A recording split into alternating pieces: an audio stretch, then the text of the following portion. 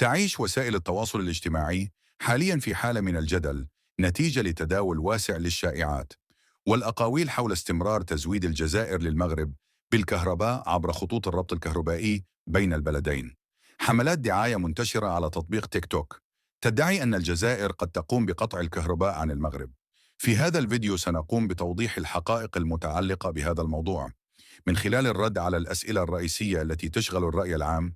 تركز الدعاية التي تتحدث عن استيراد المغرب للطاقة الكهربائية من الجزائر على واقع وجود بنية تحتية تتضمن ربطا كهربائيا بحريا بين البلدين. يتصل النظام الكهربائي المغربي بالشبكة الكهربائية الجزائرية عبر رابطين كهربائيين بحريين بجهد 250 كيلوفولت و400 كيلوفولت. يتميز الرابط الكهربائي الأول بجهد 225 كيلوفولت، ويتألف من خطين يربطان وجدة بالغزوات ووجدة بتلمسان. أما الرابط الكهربائي الثاني اللي يتكون من خطين بجهد 400 كيلوفولت ويربط محطة بوردين بمحطة سيدي علي بوسيدي. فعليا كان هناك تبادل مستمر للكهرباء بين المغرب والجزائر، ولكن بكميات محدودة جدا مقارنة بالتبادل مع دول أخرى مثل إسبانيا.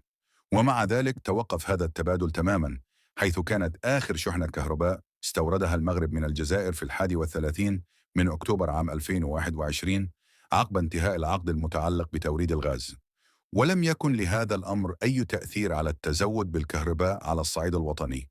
لذلك يعد كل ما يشاع في وسائل التواصل الاجتماعي الجزائرية حول قطع الكهرباء عن المغرب يعد جزءا من حملات الدعاية الموجهة، والتي لا أساس لها من الصحة.